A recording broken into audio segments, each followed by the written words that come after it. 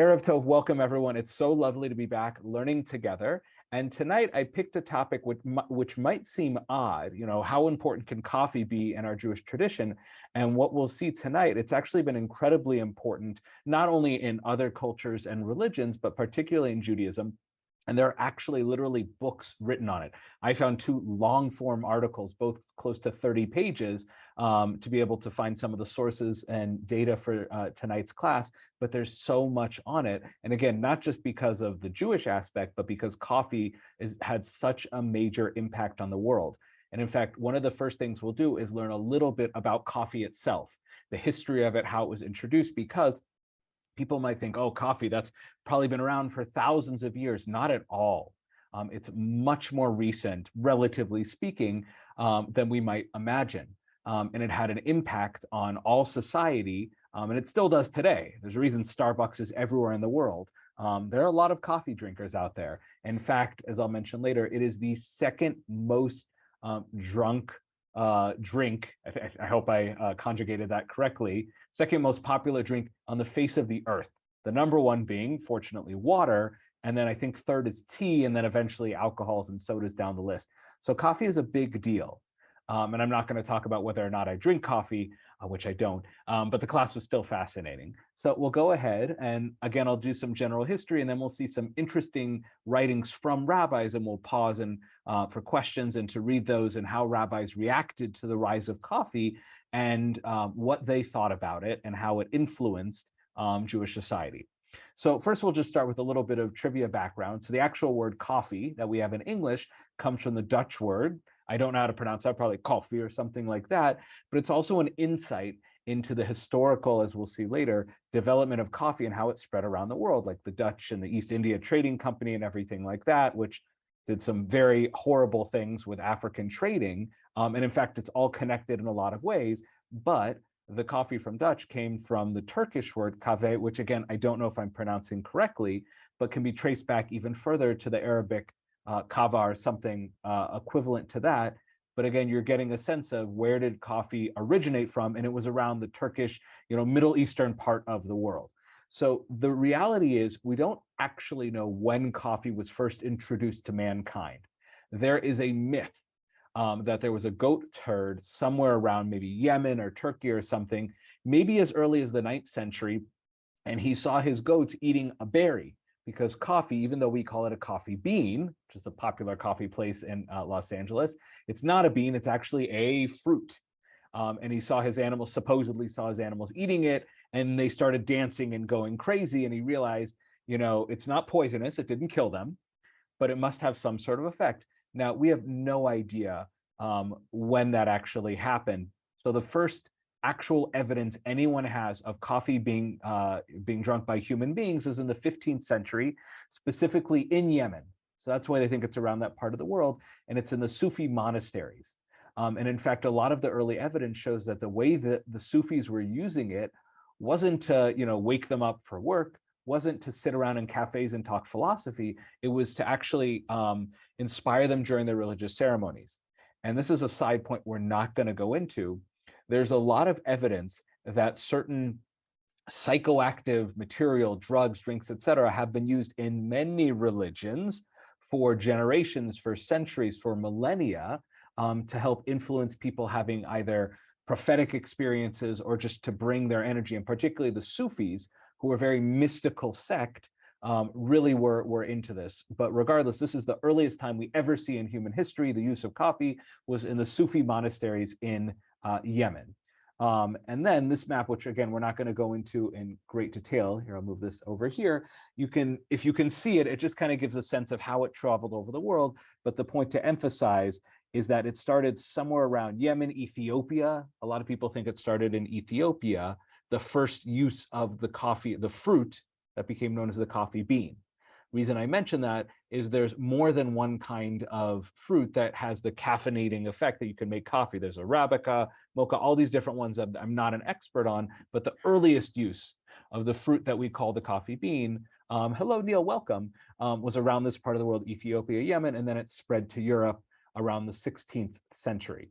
The first coffee house that we know of, and this is important because a huge part of the conversation and how coffee was the rabbis dealt with coffee wasn't about the coffee of itself, it was the coffee houses.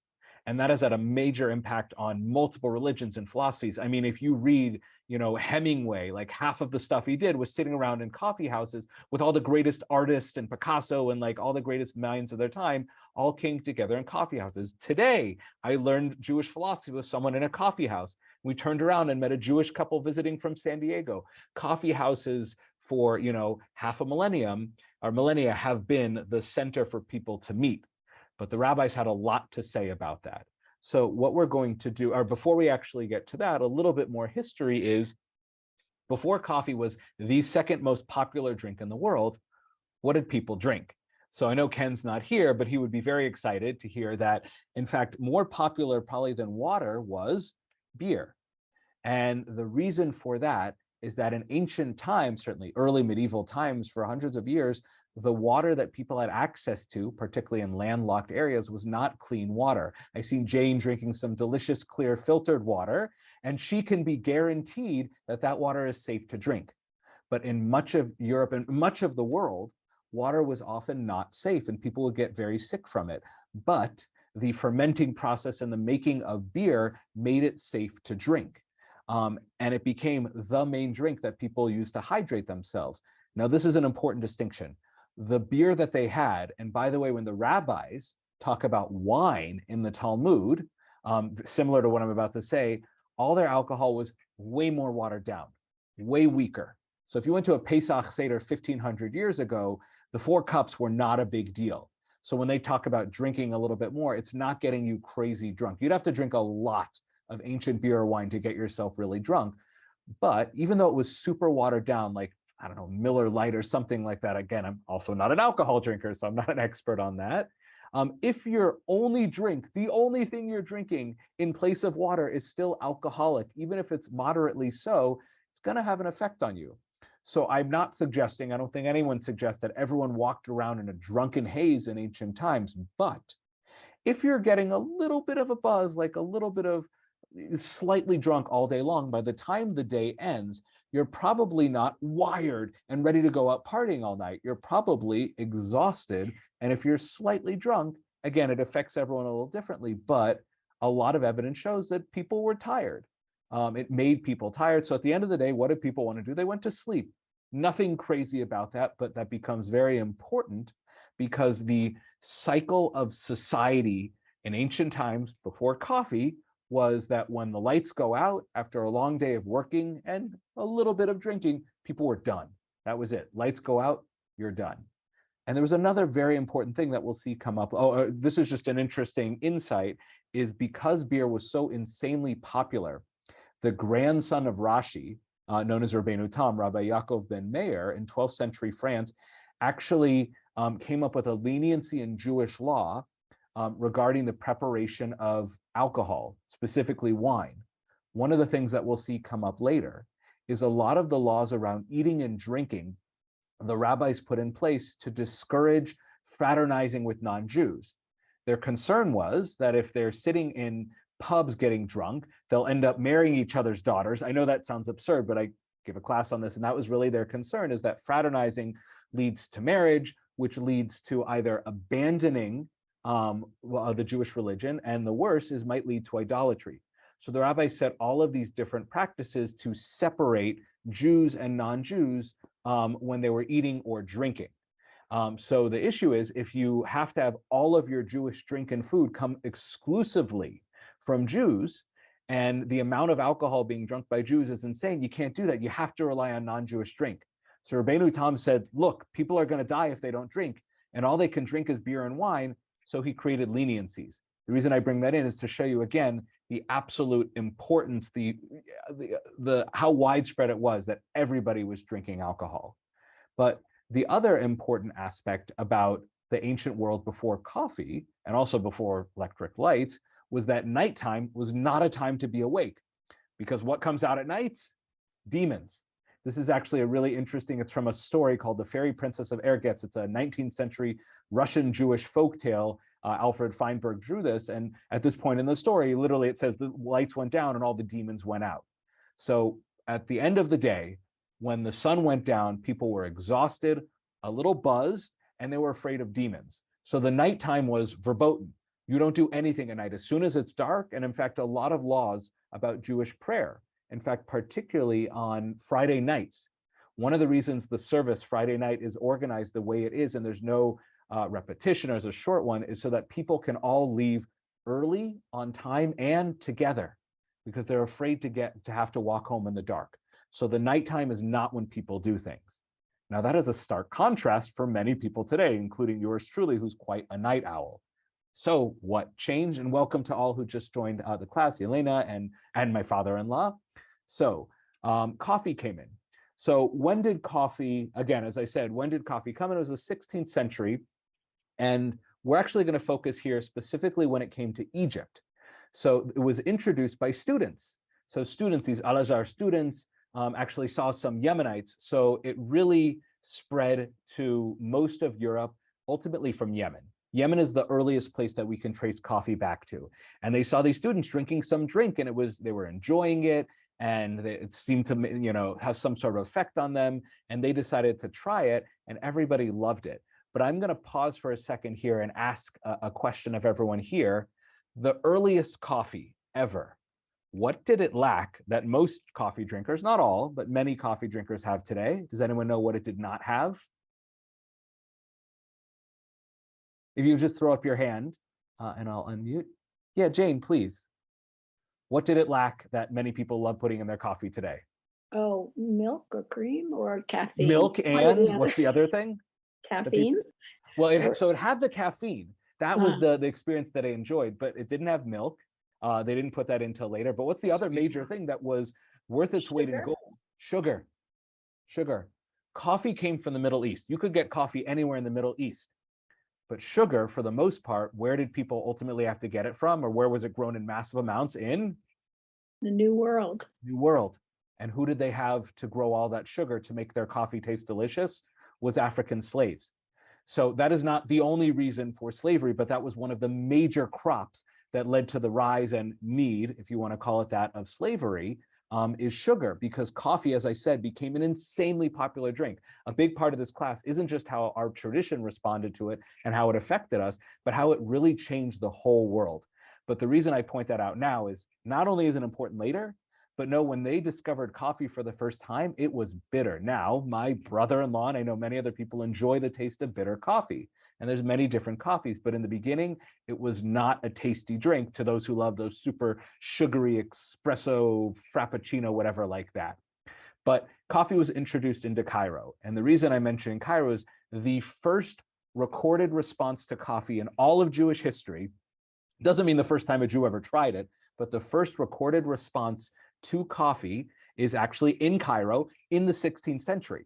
So this is an incredibly contemporary, relevant response because coffee had just been introduced. And I will point out that the other people who were responding to the introduction of coffee in the Middle East were Muslims, and their first question was whether coffee was halal, whether it was kosher. And the question here from Rabbi David Ibn Zimra, or the Radbaz, again, literally when coffee came to town, it was a brand new drink, was whether or not coffee was kosher if it was made by non-Jews. Now, in general, if I go find a carrot, it's not prepared, a raw carrot, it doesn't matter whether it's from a non-Jew, it's just a natural ingredient. Coffee too is made from a fruit. So the issue here is not the ingredients. There's, again, a rabbinic practice that's trying to discourage Jews and non-Jews from fraternizing. And what it says is it's not about the ingredients. It's not about whether it's pork or meat and milk. Even basic foodstuffs that are fundamentally kosher, not all food, but certain foods, if they are prepared and cooked by a non-Jew, a Jew cannot eat them. It is very relevant today, particularly in the area of bread. There's lots of leniencies around it, and I can give another class on that, but there are plenty of foods today. That's one of the issues at a vegan restaurant. A question, even if all the ingredients are totally kosher, it's not always obvious that a Jew can just eat there because the rabbis created a law that would prevent, again, Jews and non-Jews from fraternizing. So he asked that question, or someone asked him, can you drink coffee prepared by a non-Jew, because they had access to it? And his answer is basically, yeah, it's fine. for this reason and that reason, and it's not food, it's just a drink. And he goes through all these different lists of things about cooking and pots and stuff and says, don't worry, not a problem. But Elizabeth, I'm going to go ahead and unmute you. His focus here, his issue with coffee, again, is not on the coffee itself, but what we're going to see through the next number of slides, his issue, again, it's not the coffee itself, but how the experience of drinking it. So go ahead, please, what his issue is with coffee. Nonetheless, I do not consent to its being drunk at a meeting place of non-Jews, for this has some undesirable consequences, and the Jews are holy. And especially since that beverage has no pleasing taste, nor odor, nor appearance, if it is needed for medicinal purposes, one may send for it and have it delivered home.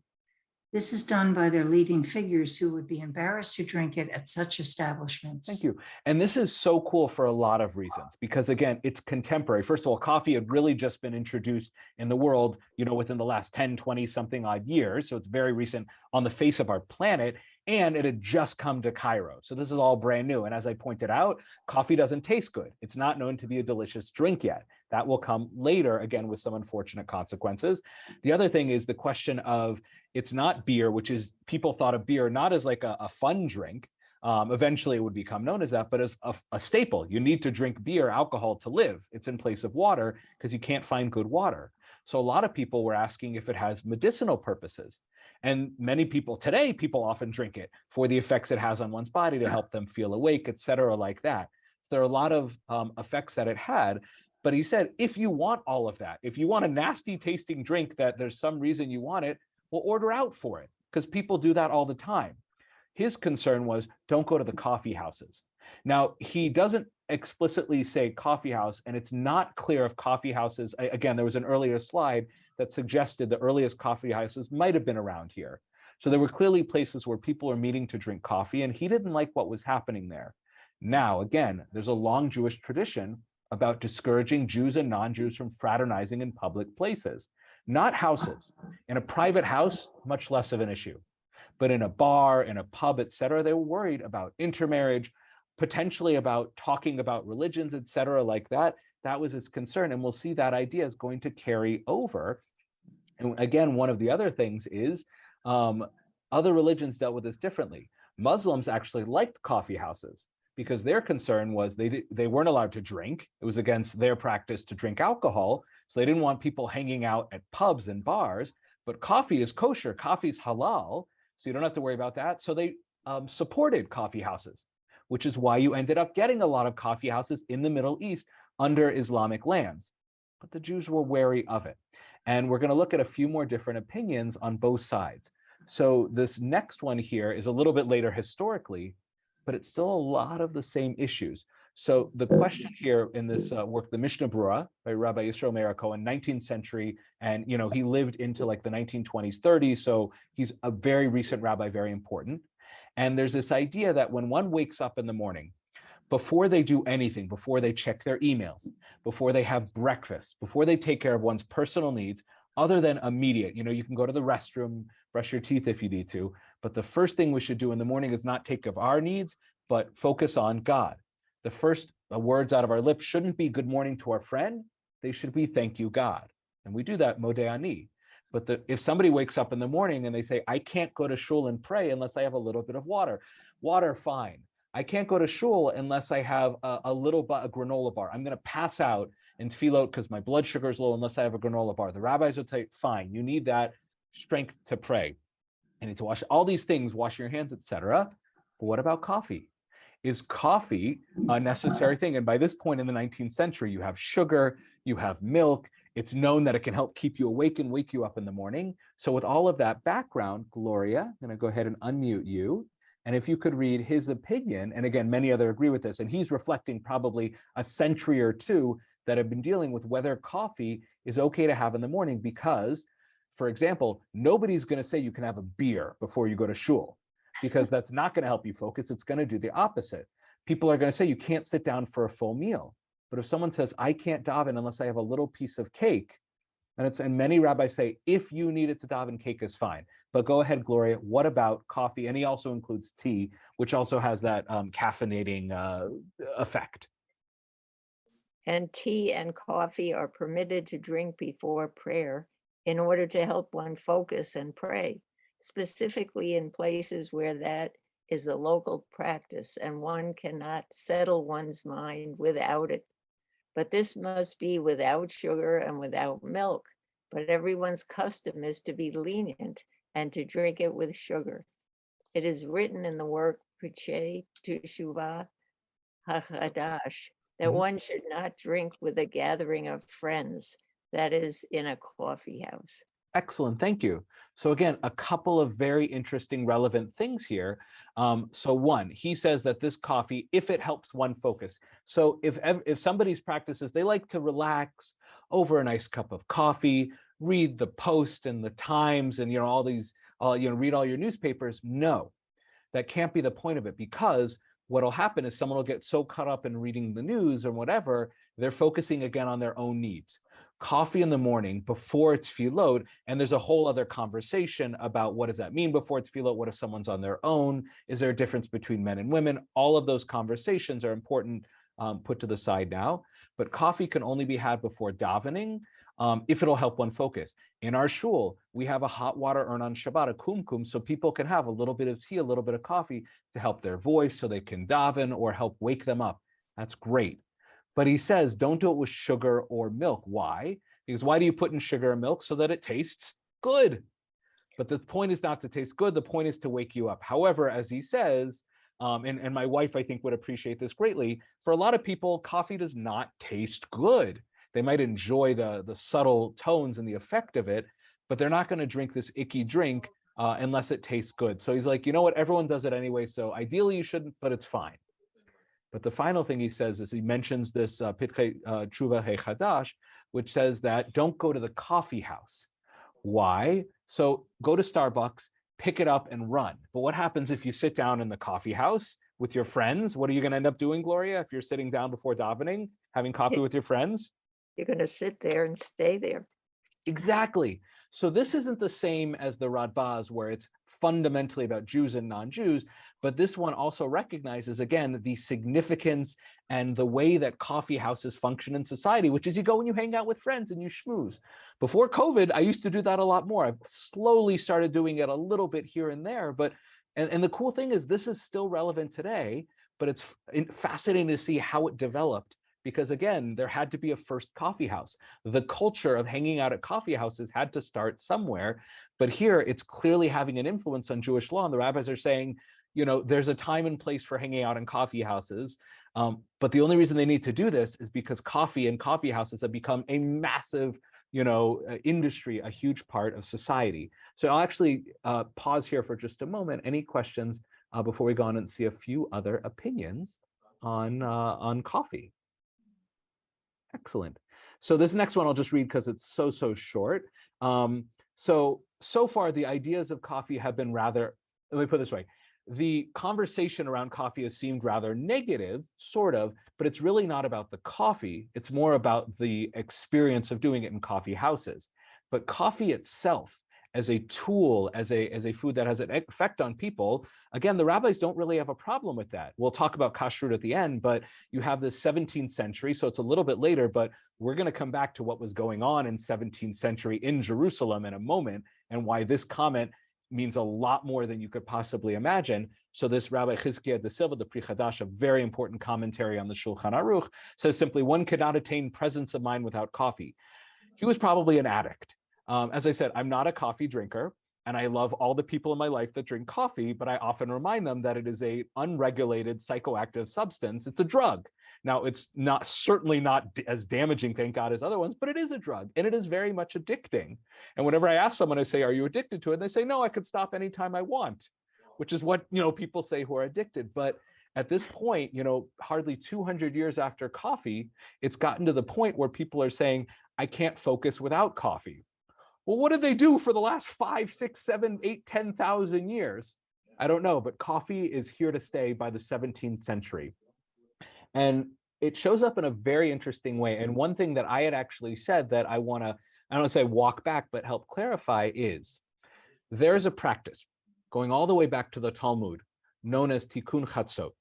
This practice grows out of a recognition that after the destruction of the temple, even though we try and find joy on the holidays, joy in the mitzvot, joy in communing with God, there's still a sadness we carry with us. We mark it at the end of a wedding when we smash a glass or a bulb, to say that even in this greatest joy with the destruction of the temple, we still have a lot to mourn for and pray for. So this Tikkun Chatzot, which is developed and texts have been added, is the idea that once a day, and they usually say around midnight, and again, even the time has developed throughout history, but once a day, we should wail, we should cry over the temple and try not to forget it. There's a custom of when one builds a house, leave a part unfinished to remember the temple, the Beit HaMikdash. So this practice eventually developed into a set time, and it says midnight, but again, the way the Jewish day works is it doesn't mean 12 p.m. or 12 a.m. It depends on how long the day is. The day is set into 24 equal parts, and in the winter, that means the day is shorter, so midnight comes earlier. And again, I can explain that in another class, but essentially it doesn't mean our midnight, but it means when it's dark outside, that people should wake up and read these texts to emotionally connect to God. Why at that time? It has to do with some mystical ideas about when God might be more merciful or judgmental, all these other ideas, but the point is there is a long known practice going back to the Talmud of waking up at night and learning these texts.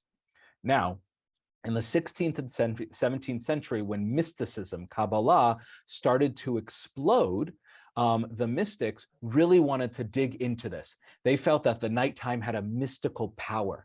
So you should really stay up for a significant part of the night and learn Torah and read these texts.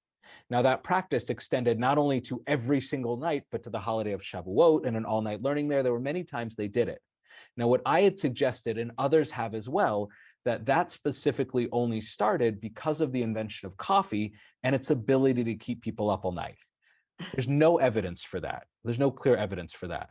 The reality is probably this: these incredibly pious people somehow work themselves so they could stay up really late, whether it was all night with little naps or they just got very little sleep.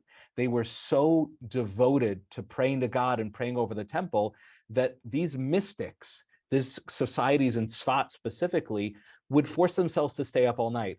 And Jane, I'm going to go ahead and unmute you.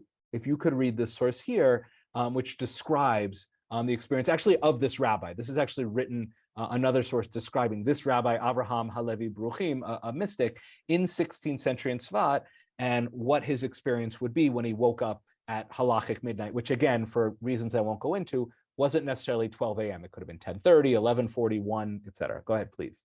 Every night would rise at midnight and walk through all the streets, raising his voice and shouting bitterly, "Arise in honor of the Lord, for the Shekhinah is in exile and our temple has been burnt." And he would call each scholar by his name, not departing until he saw that he had left his bed. Within an hour, the city was full of the sounds of study, Mishnah and Zohar and Midrashim of Sorry, that should be Midrashim. That was a typo. Midrashim of the rabbis and Psalms and prophets, as well as hymns, dirges, and supplicatory prayers. Thank you. This is very powerful that this one man, this Rabbi Avraham Halevi Bruchim, would go about doing this at night and calling out his friends and basically saying, like, we're here in Tzfat, we're learning Torah and everything like that, but the most important, and they were in Israel, the most important building, our entire history, our people are in exile, our Beit HaMikdash, our holy sanctuary was burnt to the ground. How can we sleep at night?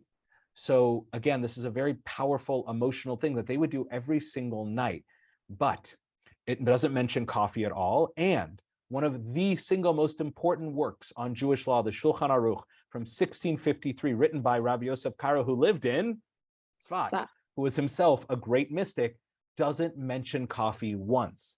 The only time coffee comes up in the Shulchan Aruch is on later commentaries in the 17th, 18th, 19th century until today. So even if they knew of coffee, it was not a big deal. But the reason that it's relevant to this is because as you start looking through later sources, this practice of being up at night and studying, clearly coffee became a big part of it. So Jane, if you actually want to take the second one, so this is Rabbi Gedalia of, I'm not even going to try and pronounce that. So 18th century. So we're talking, well over 100, perhaps 200 years later. So the practice that started out of pure piety, they were able to stay up all night because of their devotion and passion for God. Well, what became a major part of it is, go ahead, Jane. And at midnight, all the lights in the cave were extinguished, and they sat in the darkness reciting Tikkun. Is that Chatzot? Chatzot, and Chatzot, it's from the word half, midnight? but it means, yeah, midnight, exactly. Tikkun Chatzot in a lachrymose voice. After they completed the Tikkun, they studied Som Zohar, and then the drink called coffee was brought, quite hot, and given to each person.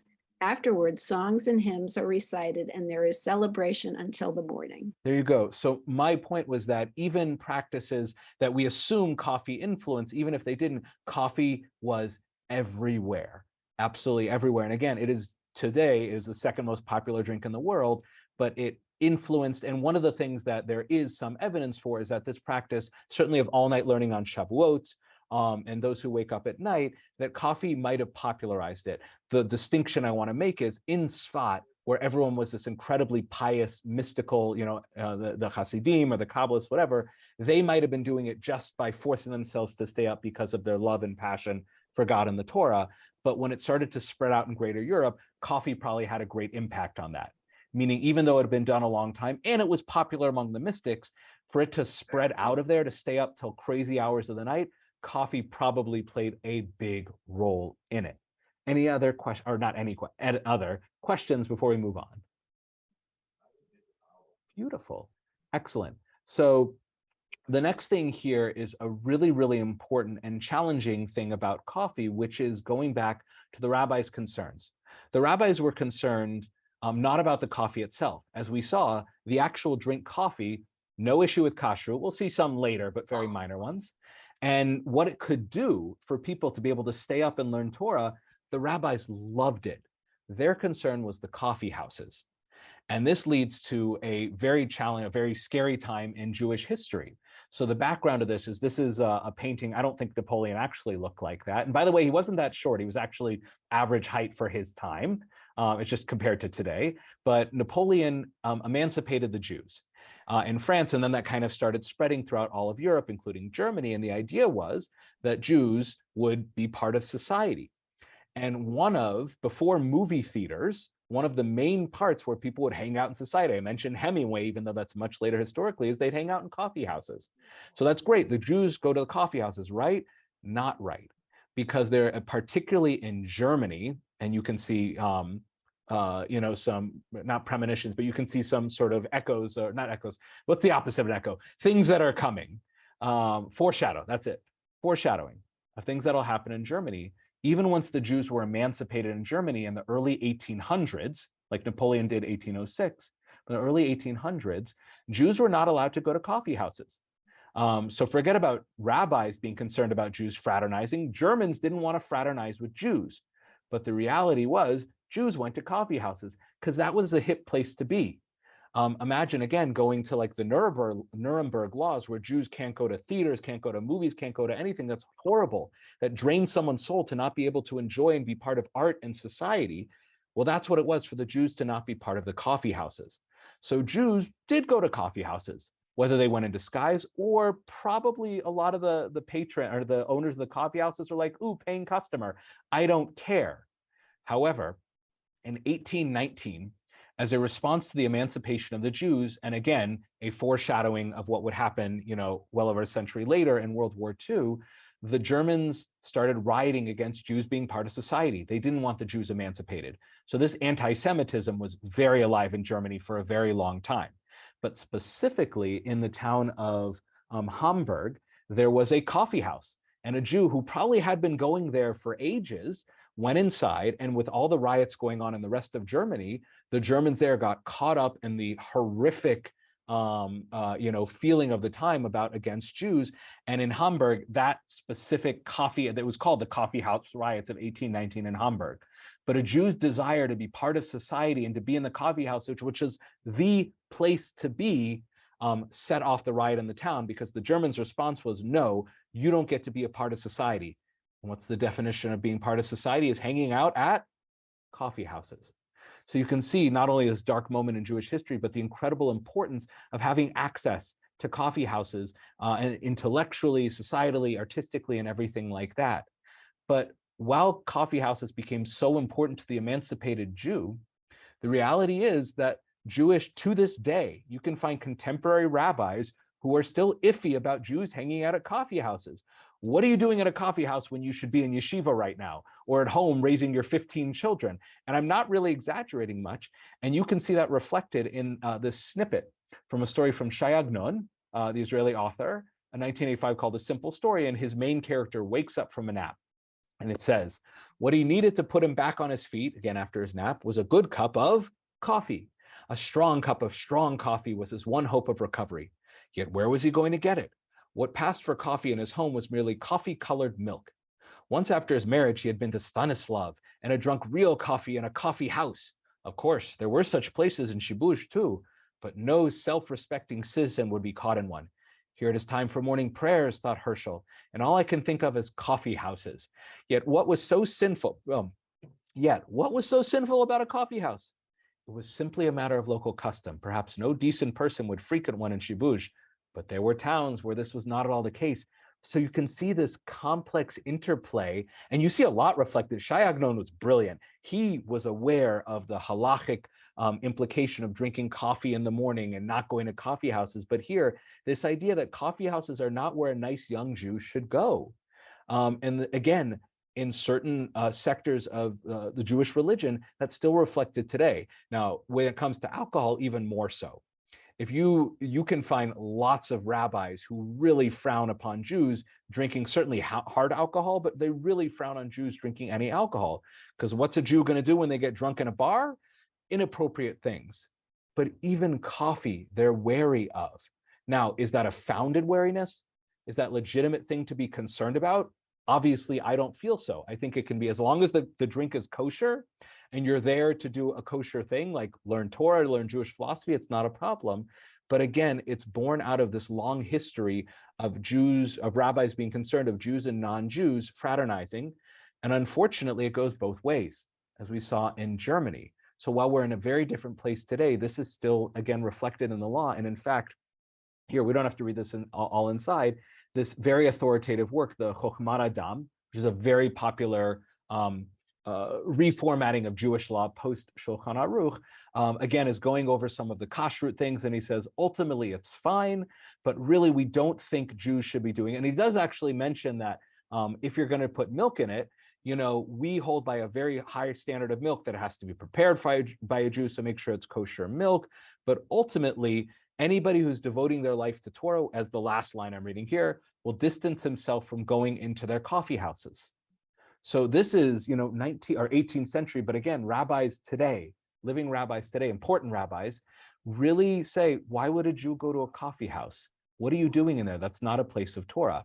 Now, again, many rabbis, not just myself, including very, traditional rabbis, a coffee house is a great place for Torah. Why? Because that's where people hang out.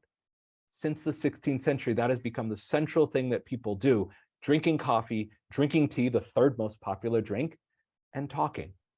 And you can see how it's influenced our traditions so much. And again, there's so much more to say, but you see the rabbis here struggling with accepting part of society, not the drink itself for the most part, but the societal impact of the rise of coffee houses and the interplay between everybody. Everyone hangs out there: men, women, Jews, non-Jews, everybody is there. And the rabbis are still to this day wary of it. And you can either embrace it or you can fight against it. So there's one more section we'll go after this, which focuses on some of the potential kashrut issues. But any questions up until now? And for those not on video, you're welcome to unmute yourself and pipe in. We'll have time for questions at the end. Excellent. So this next section here, this is actually there is a website called Kosher Starbucks. I don't know if it's still, I imagine it's still probably the most, more coffee places in the world are Starbucks than not. Like, they have more places than any other place in the world, the Shelby Collectivo though. But the question is, why isn't everything kosher at coffee places? It's just coffee. It's a fruit with water, hot, etc., like that. So if you actually look at the process of making coffee, that'll affirm that there really should be basically no kashrut issues. We're not going to go through all of this, but basically they take the seed and ultimately they roast it. And in the roasting process, the only other substance used is water. We'll talk later why they don't use anything else, any other chemicals, but literally it's just roasting in water, nothing else. There are zero kashrut issues whatsoever. So not only is unflavored coffee beans or unflavored coffee beans do not need a kosher symbol. The way, just like a bottle of water doesn't need a kosher symbol, regular, just coffee, ground, unflavored coffee, we'll come back to the flavor component, just regular coffee doesn't need a kosher symbol. Now, most of them have it because it's just easy to do so, but regular coffee is 100% kosher. Not only is it kosher in general, but it's also kosher on, oh yeah, Jane. Go ahead, just unmute yourself. But isn't some sort of chemical added to decaf? So we're going to come back to that in a moment. So Okay. Thank you for that clarification.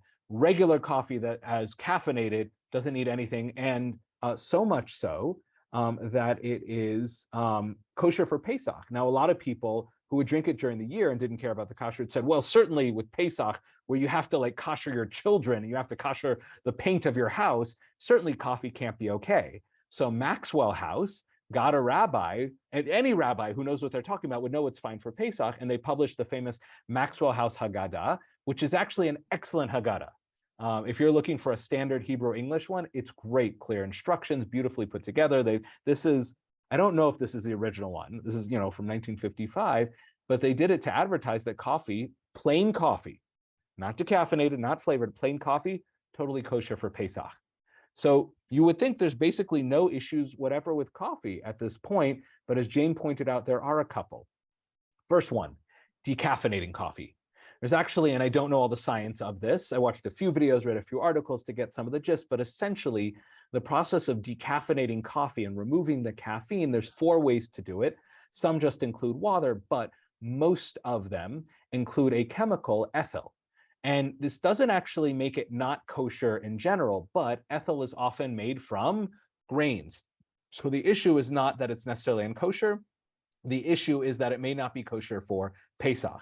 Now, there may be other potential issues in the chemicals in the decaffeinating process and how those chemicals are made. So decaffeinated coffee would need a kosher symbol, certainly for Pesach. So that's our first kosher issue. But again, if you want to go into a market in Turkey and just buy unflavored coffee beans, you don't need anything special. You don't need to ask if a rabbi's checked it over. Get your coffee beans. But if they're decaffeinated, then you do need to make sure it's kosher.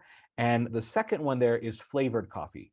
Now, most coffee beans are not flavored. And the reason is that, first of all, if they flavor it before they roast it, the roasting will just get rid of the flavoring. And also the flavoring, the way that they do it, there is a process to do it, but it really, it affects the beans in a negative way. So the way that most people flavor coffee, and there's a couple ways, including a brand new thing called filtering that I don't know a lot about. It's usually syrups. Usually coffee starts as pure coffee that probably doesn't need a hechsher unless it's decaffeinated, and then they add in flavored syrups. So if you're using a flavored syrup, 4 pumps of peppermint, that peppermint syrup needs to be kosher. So these are important questions to ask if you go into Starbucks. And by the way, most of the syrups at Collectivo, Starbucks, and probably a lot of coffee houses, Torino, et cetera, are kosher. But if you go in and you want to get a flavoring, they say, oh, here's our coffee with a delicious frosted mint. Just ask if you can see the bottle. And if it is, you're probably okay, except for some other issues that we will come back to. But again, flavored coffee would need a kosher symbol because the flavoring, you have to make sure that's kosher. The next issue here gets a little bit complicated. And this is actually one of the biggest sticking points to why one can't just, Elena, I see your hand. Why don't I just pause for a second? Elena, go ahead before I continue. You just have to unmute yourself. Go ahead, please. I cannot hear you. You know what, if I can't hear you, Elena, if you want to try to send a message on the chat and I'll try and respond to it, or you can try and figure it out. I'll mute you for now, but we'll come back for questions at the end. And maybe I'll just answer your question. So this, again, is a big sticking point in a lot of coffee houses. And the reason that a lot of Jews are hesitant, or rabbis are hesitant to allow Jews to walk into any Starbucks and just order a black coffee. You would think that's the simplest thing in the world, unflavored. Forget about milk, forget about sugar, forget about decaf, forget about flavoring. I just want to get a black unflavored coffee. Well, the bottom right picture here is some kind of soup. If I have a pot and I make a nice, delicious cream of broccoli with milk and everything in it, and then I pour it out, and then I put a bunch of meatballs. Uh-oh, I cooked milk in that pot, and now I'm cooking meat. Even though I poured out the milk soup, our tradition, our law says that after you cook either a meat or dairy food in a pot, some of it stays behind. Some of the essence of it stays behind. And the only way to get it out is to wait 24 hours, which is not that difficult, kosher it, or there's a few other things you can do. So why is that relevant? If there's a machine, and I think at Dunkin' Donuts might do that, and the only thing that ever goes in that machine ever is just unflavored caffeinated black coffee, and then they roast the coffee or make the coffee, and then they add flavoring separately, you're fine. You can get all the coffee you want. The concern is that a lot of those machines, they might make multiple drinks in there that might have flavorings, or when they clean those drinks, they clean them in the sink with hot water next to bowls that have had, like a lot of Starbucks and coffee places serve trafe sandwiches with meat and milk and stuff. And a lot of rabbis are concerned. Now, again, it doesn't mean that anything is actually happening, but they're worried that because there are hot dishes with unkosher food and next to the machines that make the coffee, that maybe there's a little bit of unkosher stuff happening. So many rabbis are very hesitant to say that you can just go into a place and get coffee unless you know that the only drink ever made in that coffee machine is just coffee. And again, I don't know for a fact, but I believe at Dunkin' Donuts that's true. My brother-in-law could confirm that. And again, it's not hard to find that out. You could easily ask the people that work there. Oh, Yelena's question is what ingredients in the syrup? That's a much bigger conversation. The ingredients themselves may not fundamentally be unkosher. Maybe some flavorings and some colorings might be made from bug parts, or it might be similar to what I just said. It might be that one of the flavorings is made in a factory where on the same conveyor belt, that chemical of caramel, let's say, which is totally kosher, is on the same conveyor belt where they make an ingredient that has, pork in it or something like that. I know that's a little absurd, but that can happen. So for any syrup, this is true of any product you buy at the store that has different ingredients and chemicals in it, you need to find out how and where that chemical is made. Because again, it could be made with animal parts, particularly insects, or it could be made in a factory where they also make explicitly unkosher food and they're cooked in the same vat. So again, much bigger conversation, but that's the basic answer. It may actually have unkosher animals, or it may be made in a place with unkosher stuff. Yes, Rabbi Pernick. So I assume that the Yemenites would be the only ones who knew if the insects were kosher or not, right? For the locusts, yes, but I For the wouldn't locusts. mix that in your coffee for Yes. other So reasons. my Please. question, and you might understand, Hamevin Yavin, let's say that one had one of these machines, whatever, and the origin, as you're saying, we're uncertain, and then it was put into a back room for 20 years, et cetera, and then it was rediscovered and people said, oh, look at this machine, this would be a great machine to use. Yeah. Is there kind of a statute of limitations after which something that was questionable could be, taken to a mikvah and declared to be, kosher for use? Yeah. So again, this is a class in and of itself, but the simple answer is this, and this is a great thing to know in Jewish law. Any pot or vessel or anything we cook with, if we've done something unkosher in it, whether we accidentally poured milk into a meat soup or something like that, once we clean it out, 24 hours later, 24 hours, so in 24 hours in a minute, that pot resets to normal, meaning it's parav again. You could use it as a meat pot, you could use it as a dairy pot, whatever you want, with one important exception. If you were to put certain class of food called harif foods like onions, these spicy hot foods, and there's, onions are the main one, you were to cook it, it would reactivate any unkosher food. So let's say there's a coffee machine and someone accidentally puts in a coffee that is unkosher. Forget about why, it's just strictly unkosher. The machine now has unkosher flavor cooked into it. 24 hours later, that taste is gone. It's dissipated, it's no longer significant. So the next day, someone could put kosher coffee in. Now, if someone has onion flavored coffee, it would actually have to put raw onions cooking in there. So realistically, if somebody trafes up a coffee machine, waits 24 hours later and cleans it out, it actually has to clean out of whatever was in there. It's not really a big kashrut issue. it wouldn't have to go back to a mikveh. That's a separate thing.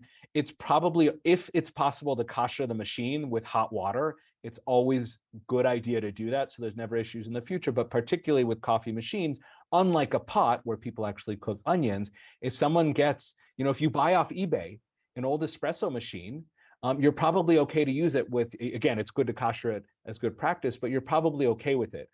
Buying an old pot, though, if you can kasher it, good, but if it's an old ceramic thing, like buying Pyrex, glass things off of eBay, a real problem, because we can't kasher it and we don't know what was cooked in there. But with coffee, there's a lot of easy ways to get around that. So again, the issue that a lot of rabbis have, particularly the Star K, which is out of Baltimore, CRC out of Chicago, is we don't know what's going on in the kitchen.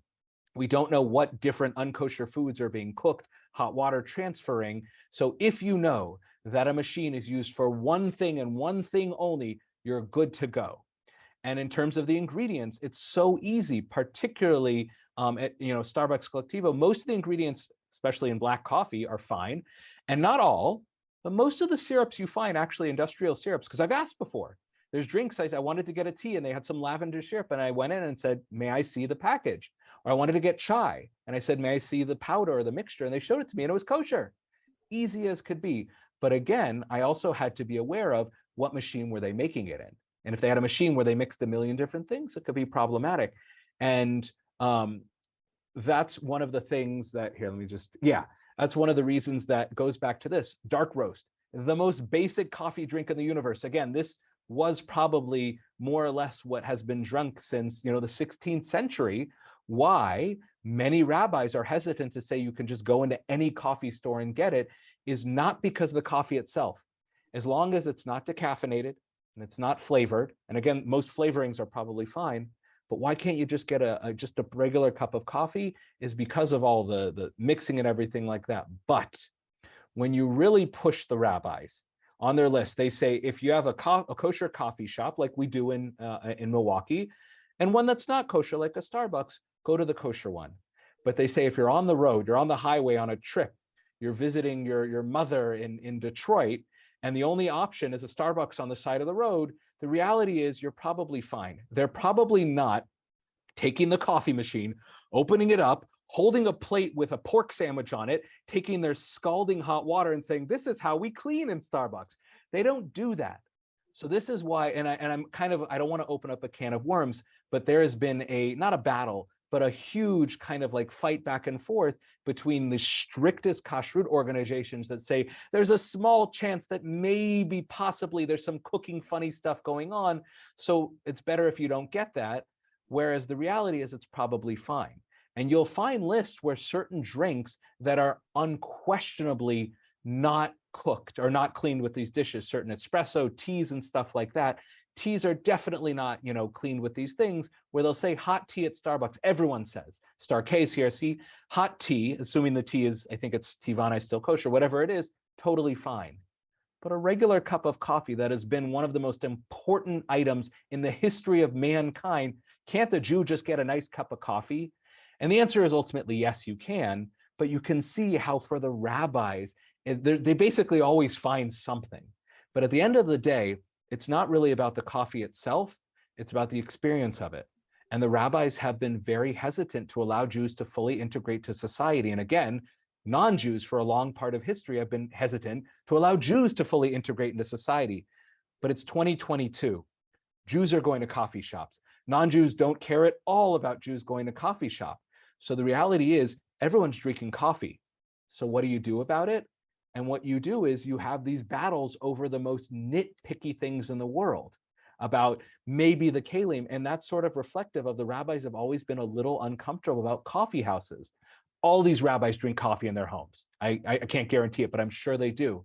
But they've always been a little icky about what coffee houses represent. And what they represent is the march forward of civilization, the sharing of cultures. And the truth is, from my perspective, I think it's great and can be done in a kosher, beautiful way.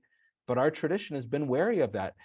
And it makes sense in terms of, again, the conflict of cultures, but coffee has been one of the most important items and still is to all you coffee drinkers out there, but the rabbis have always been wary of it. But one rabbi who's been incredibly supportive of it is our local Rabbi Akiva Freilich, and you see Rabbi Tursky and Rabbi Toram, This is actually a kashrut certificate, and I should point out it expires October 30th of this year.